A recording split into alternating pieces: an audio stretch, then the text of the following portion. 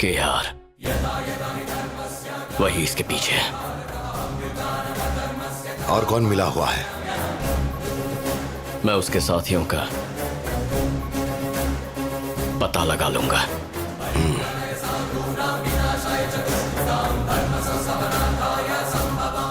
कैसे ढूंढोगे? वो मुझ पर छोड़िए, एक एक को ढूंढ निकालूंगा। किसी को भी मत छोड़ना। किसी और पे भी मुझे शक है। हा? कौन है वो? बाबा, फिलहाल आपकी हालत थोड़ी नाजुक है। हमें गुस्से में कोई कदम नहीं उठाना चाहिए।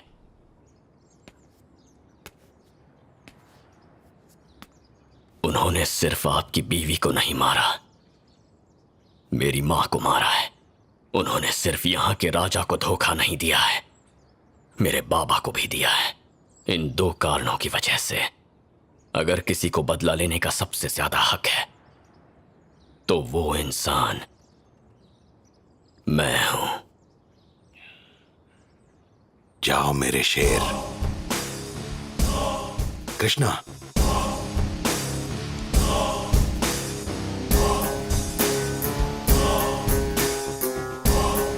अपना ख्याल रखना बेटा। जाओ।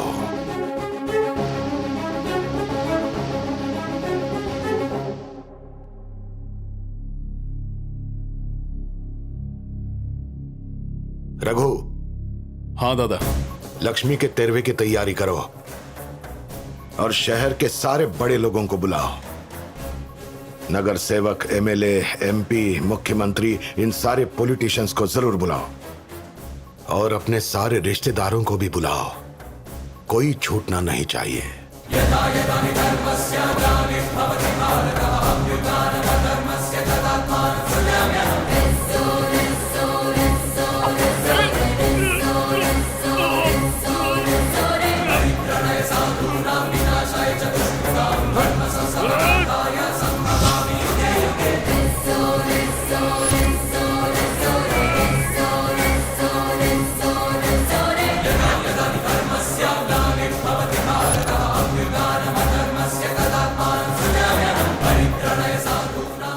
मैं तुझे केक इसलिए नहीं खिला रहा हूं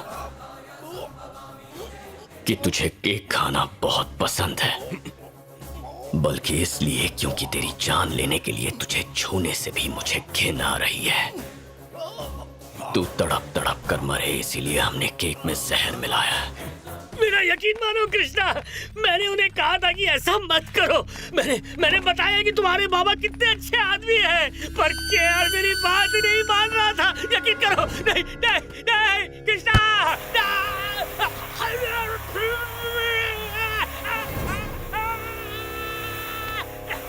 तूने उसे मारने की कोशिश की जिसे लोग अपनी हर सांस के साथ याद करते हैं, इसलिए मैं तुझसे तेरी सांसें छीन रहा हूं।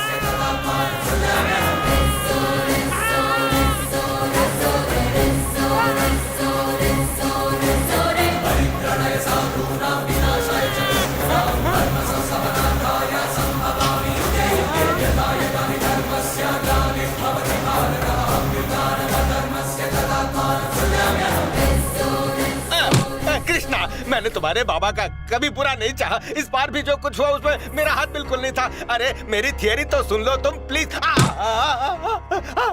तुमने गॉडफादर फिल्म देखी है या नहीं? मार्लिन ब्रांडो उसमें कहता है कि बदला ही सब कुछ नहीं होता, और मेरा भी ऐसा ही सोचना है। पर तुम तो बदला ले रहे हो यार। अगर तुम और तुम्हारे बाबा को नंदवरम प्रोजेक्ट नहीं पसंद है तो हम वही काम करेंगे जो तुम दोनों को पसंद हो। हम तुम्हारे घर में झाड़ू मारेंगे, तुम्हारे जूते पॉलिश करेंगे। तुम हथौड़े से मारो या फिर चाकू से मारो, मेरी आत्मा वक्त पर ही शरीर छोड़ेगी। तुम कुछ नहीं बदल सकते, और ये मेरी क्रिमिनल थियरी।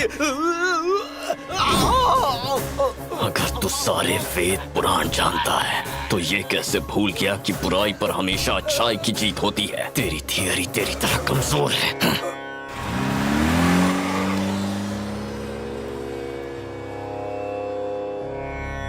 शेषगिरी, चंडी, वेदम, गोगिन, ये सब क्या हो रहा है?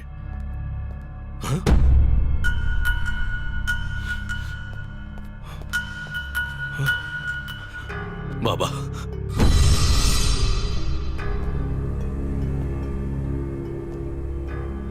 मैंने तेरे बाप को इसलिए नहीं मारा क्योंकि तूने मेरी मां को मरवाया था, पर इसलिए क्योंकि उसने तुझ जैसे कमीने को पैदा किया, तेरे अंदर के पाप को बढ़ावा दिया, क्योंकि उसने मेरे बाबा पर हमला करवाया, मेरे परिवार को परेशान किया, उन्हें दुख पहुंचाया। ऐसे और भी कई हजारों करोड़ों कारण हैं।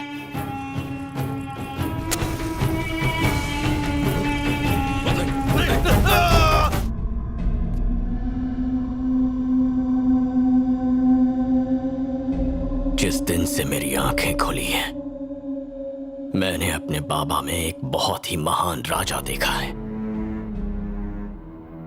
लेकिन अब मैंने गुंडों को उन पर हमला करते हुए देखा है। हॉस्पिटल में उनके शरीर पर चाकू के निशान देखे, उन्हें खून दिया जा रहा था। इतने कमजोर थे कि अपनी बीवी की जान नहीं बचा पाए, और इस सब की वजह है वो नंदवरम प्रोजेक्ट। वो इस प्रोजेक्ट को रोकना चाहते थे, अपने निजी फायदे के लिए नहीं बल्कि लोगों की भलाई के लिए। लेकिन कुछ लोगों के लिए वो कांटा बन चुके थे जिन्हें रास्ते से हटाना था। उस दिन जब हम सब शादी में जा रहे थे, तब हम कितने लोग थे, कब निकलेंगे, जाने का रास्ता क्या होगा? ये घर के किसी सदस्य ने उन्हें बता दिया। खुशकिस्मती से उस हमले से तो बाबा बच गए थे, लेकिन हॉस्पिटल में उन पर दोबारा हमला किया गया। मुझे पूरा यकीन है उस हमले के पीछे घर के ही किसी का हाथ था। हॉस्पिटल से 12 घंटों की सीसीटीवी फुटेज चेक करने के बाद मुझे पता चल गया कि उस दिन बाहर से सिर्फ तुम फल लेकर आए थे।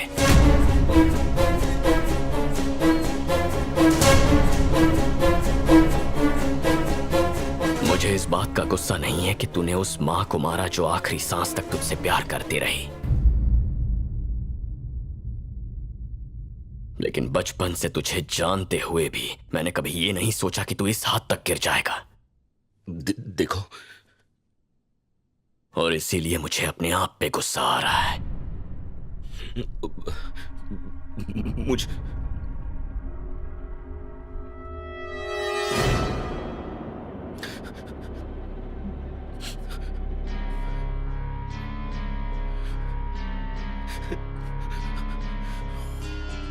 मेरी नजर में तू बस एक गद्दार है, और किसी गद्दार का बस एक ही हश्र होना चाहिए।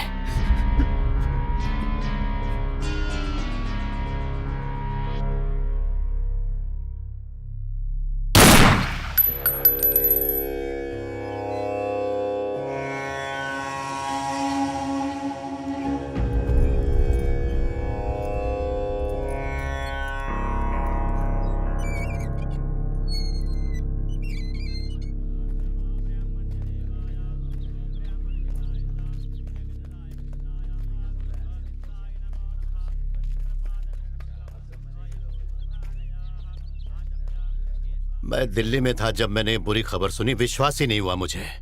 मैंने कभी सोचा भी नहीं था कि अपने जीते जी मुझे ये दिन देखने पड़ेंगे। भगवान ने भाभी जी को तुमसे दूर करके बिल्कुल सही नहीं किया। इसके पीछे जो भी है मैं उसे पकड़ कर रहूंगा। पकड़ लिया है। कौन है वो इस सब के पीछे?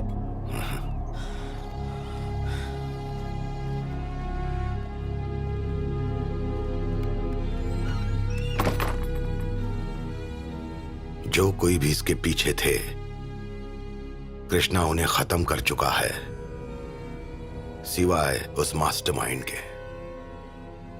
कौन है वो मास्टरमाइंड? तू है। ये तुम्हारा बेटा क्या बोल रहा है? तुम्हारे बाबा और मैं तो। जब मैं तेरे घर से निकला तो मुझ पर हमला हुआ था। हाँ तो? तेरे सिवा ये कोई नहीं जानता था कि मैं वहां तुझसे मिलने आया हूं, और यही वजह थी कि मुझे तुझ पर शक हुआ। नंदवरम प्रोजेक्ट में चंडी और केआर का हिस्सा 25-25% था, और बाकी का हिस्सा तेरे इलीगल बिजनेस के नाम पर था।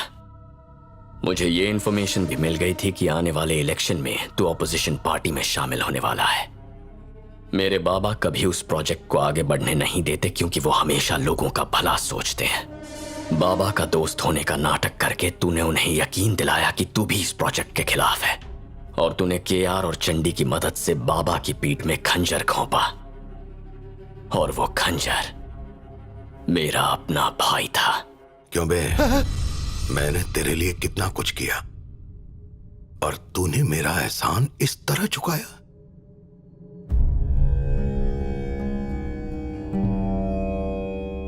मेरे बेटे की इच्छा थी कि इसमें जो भी शामिल हो उसे वह खुद अपने हाथों से मारेगा, पर मैंने उसे कहा कि इस आखिरी गुनहगार को सजा मैं दूंगा। मैंने तुझसे दोस्ती की, लेकिन तूने मुझे धोखा दिया। तुझे तो इससे भी बदतर मौत मिलनी चाहिए। उम्मीद करता हूं अगले जन्म में तुझे अच्छी बुद्धि मिले। नए जन्म के लिए तुझे शुभकामनाएं दोस्त। बाबा, आपको मां के श्राद्ध पर ध्यान देना चाहिए। मैं यहां सब संभाल लूंगा।